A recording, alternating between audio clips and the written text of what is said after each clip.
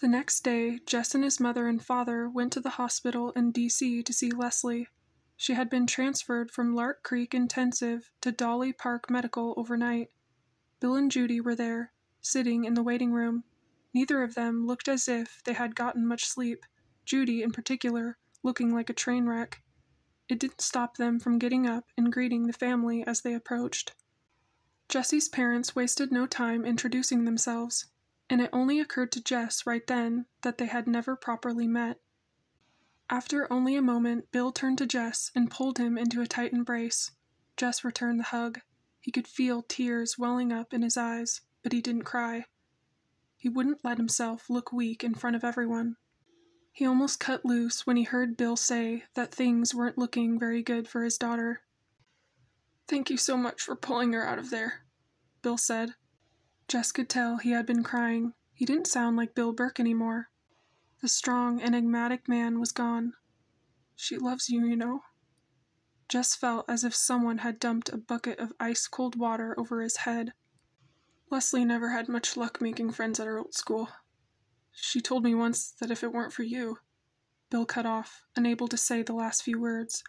After a couple of seconds, he released Jess and looked him in the eyes, his expression solemn. "It's just that you're the best friend she's ever had. I want to thank you for that." "You're welcome," Jess managed. These were words he had always hoped to hear. Since he had met her, he had been so insecure in how he stood in her eyes. He dreaded the day when she would find someone more interesting or more imaginative and leave him behind. Now she was in a hospital room fighting for her life. She could die, and he had left so many things unsaid. He had never told her how much she had changed his life. He had never thanked her for delivering him from a pointless existence. He had never told her how often the word beautiful found its way into his mind whenever he had a chance to look at her for more than a few seconds. With all of this flooding through his mind, he ran.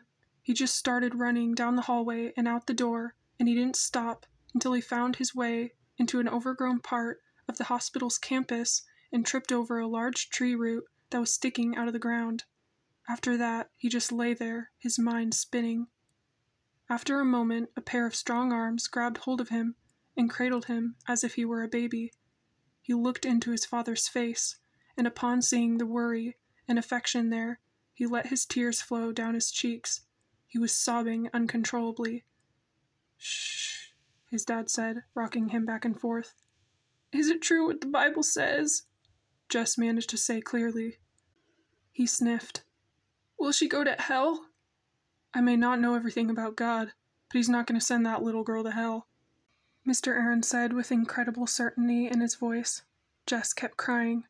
"Then I'm going to hell because it's all my fault," Jess blubbered on. "I hesitated. If I had jumped in sooner—" "Don't think of that, not even for a minute." Mr. Aaron's tone was firm. "That doesn't make it your fault. It's a terrible thing, and it doesn't make any sense, but—" All Jess could do was sob. He felt absolutely helpless. Leslie was lying in a hospital bed, possibly dying, and all he could do was cry and wish things were different. "She brought you something special when she came here, didn't she?" his father asked, his voice becoming a little shaky. "If she doesn't make it, that's what you need to hold on to. That's how you keep her alive." After a few minutes, both of the Aarons' boys managed to collect themselves and went back inside. Jess was allowed to visit with Leslie for just a couple of minutes, and when he saw her, he wished he hadn't accepted the offer. She was lying there, as pale as she had been when he pulled her out of the creek. There was a fairly thick bandage wrapped around her head, her hair obviously shaved away. She looked as helpless as he felt. All he could do was touch her hand.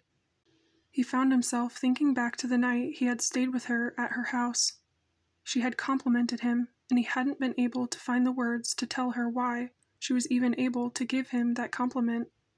"You've changed a lot since I first met you, Jess. You're not at all like that miserable-looking boy I saw sitting in Monster Mouth Myers' classroom on the first day of school." "Thanks to a wonderful friend," Jess said softly, his eyes welling up with tears again. "Thanks to you." For about a week, Jess did almost nothing but run for miles each day. He was too anxious to do anything else. He tried to draw, but his stupid hands wouldn't stop shaking. They even shook harder than the time he was trying to find Janice's desk. Dread buzzed beneath his hot skin as he ran, waiting for the hopeful call that Leslie would be all right. Finally, about a week later, on a Saturday, the call came.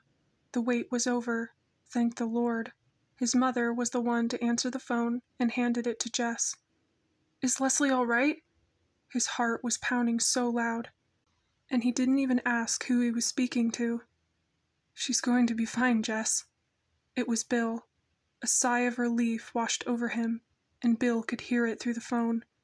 "She wants to see you," Bill said. "Could you come by the hospital today?" There was no question. "Yes, yes, I will," Jess replied, choking back happy tears. "I'll come right now." Jess immediately hung up the phone and ran out the door. "Jessie!" his mother yelled from out the screen door. "What's the news?"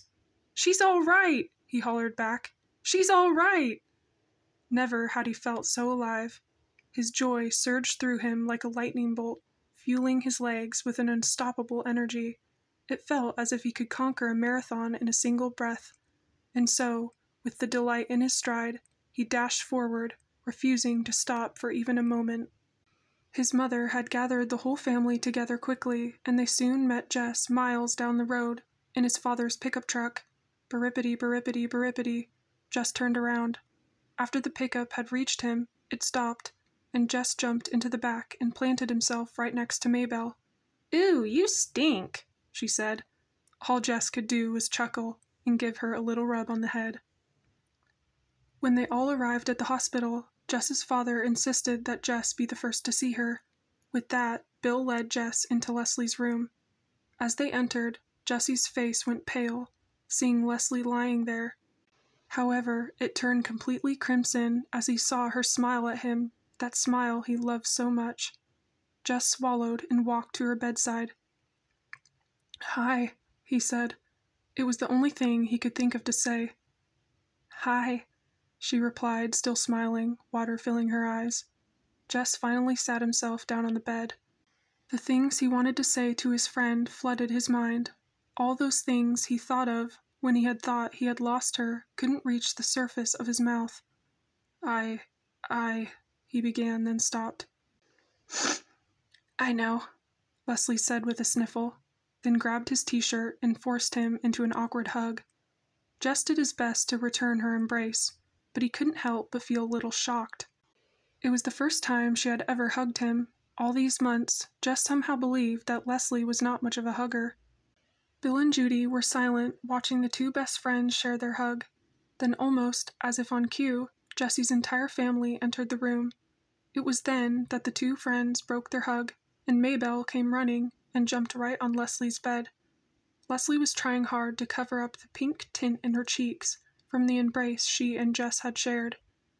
However, she made a successful effort to divert her attention to the little girl who would soon become the princess of Terabithia.